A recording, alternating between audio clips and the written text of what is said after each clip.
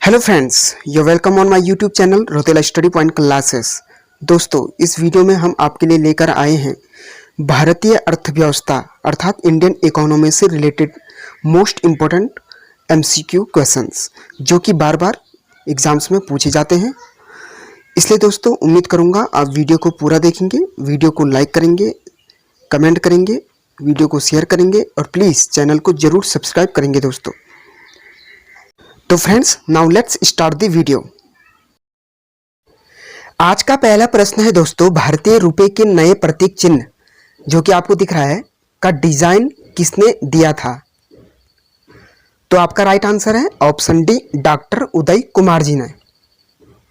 भारतीय सरकार ने इस प्रतीक को या इस सिंबल को 15 जुलाई सन 2010 को स्वीकृति दी थी।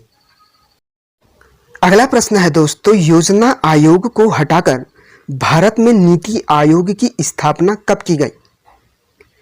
तो आपका राइट आंसर है ऑप्शन डी, 1 जनवरी सन 2015 से। नीति का जो फुल फॉर्म होता है वो होता है आपका national institution for transforming India और इसके जो अध्यक्ष होते हैं वो होते हैं प्राइम मिनिस्टर अर्थात प्रधानमंत्री जी। अगला प्रश्न है दोस्तों, अर्थशास्त्र अर्थात इकोनॉमी के क्षेत्र में नोबेल पुरस्कार किस वर्ष से दिया जाना प्रारंभ किया गया?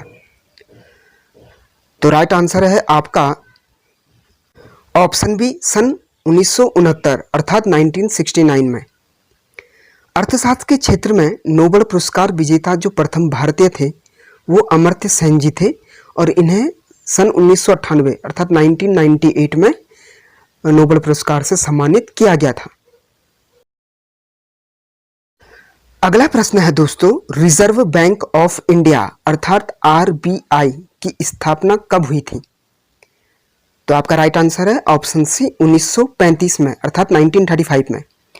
और आरबीआई का जो हेड ऑफिस अर्थात मुख्यालय है वो आपका मुंबई में है।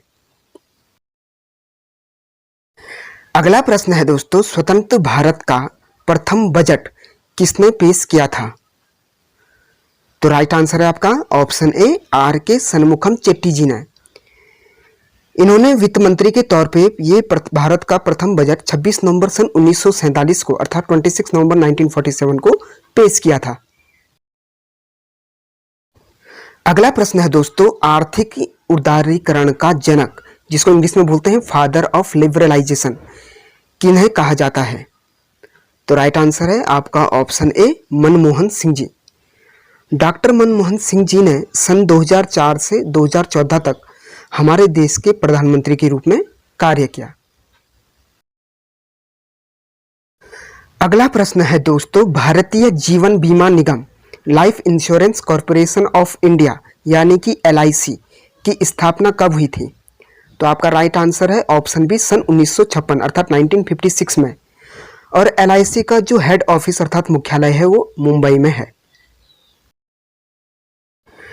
अगला प्रश्न है दोस्तों, भारत में राष्ट्रीय आय अर्थात नेशनल इनकम की गणना कौन करता है?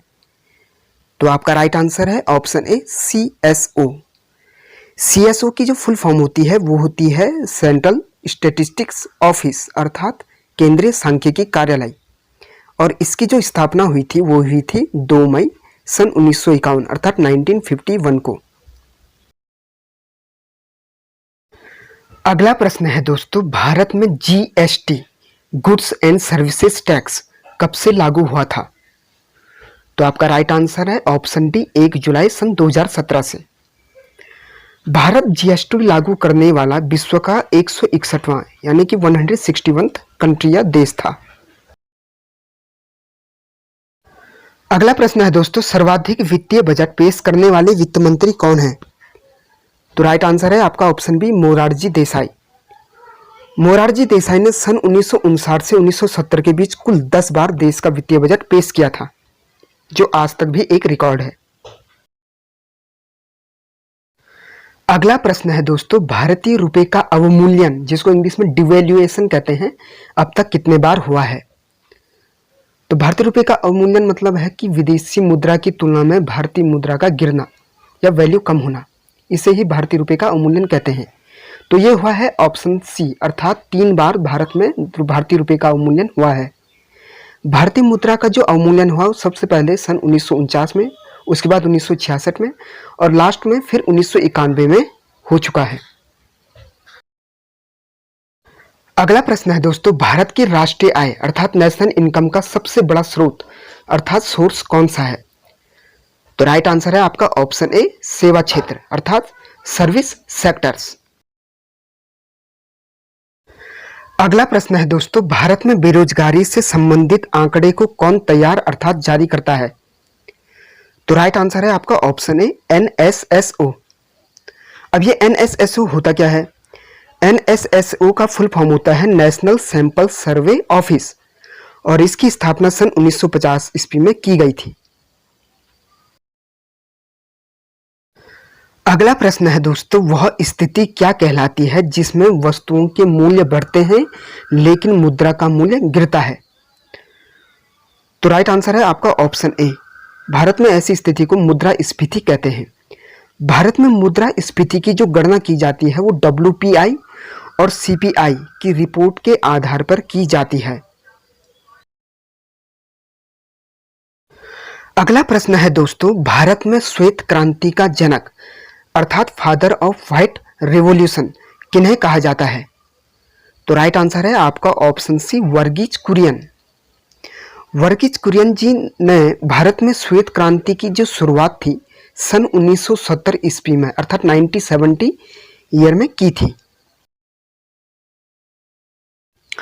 अगला प्रश्न है दोस्तों, भारत में मनरेगा की शुरुआत कब से हुई थी? तो राइट आंसर है आपका ऑप्शन डी, 2 अक्टूबर सन 2009। मनरेगा का फुल फॉर्म जो होता है दोस्तों वो होता है Mahatma Gandhi national rural employment guarantee act और इससे पहले इसको नरेगा के नाम से जाना जाता था और सन 2009 में इसका नाम नरेगा से परिवर्तित करके मनरेगा कर दिया गया। अगला प्रश्न है दोस्तों, राष्ट्रीय विकास परिषद अर्थात नेशनल डेवलपमेंट काउंसिल NDC की स्थापना कब हुई थी? तो राइट आंसर है आपका ऑप्शन सी, 6 अगस्त 1952 को। अब दोस्तों NDC है क्या? NDC भारत में विकास के मामलों पर निर्णय लेने और विचार विमर्श के लिए सर्वोच्च निकाय है। इसकी अध्यक्षता प्रधानमंत्री जी के द्वारा की जाती है। और आज का अंतिम प्रश्न है दोस्तों, प्लास्टिक मनी किसे कहा जाता है? तो भारत में प्लास्टिक मनी कहते हैं ऑप्शन सी, क्रेडिट कार्ड को। भारत में सर्वप्रथम credit card central bank of India अर्थात CBI के द्वारा सन 1980 में लॉन्च किया गया था। उम्मीद करूंगा दोस्तों आपको वीडियो काफी पसंद आई होगी, इसलिए वीडियो को लाइक करें, वीडियो पे कमेंट करें, वीडियो को शेयर करें और चैनल को जरूर सब्सक्राइब करें दोस्तों। बहुत बहुत धन्यवाद दोस्तों।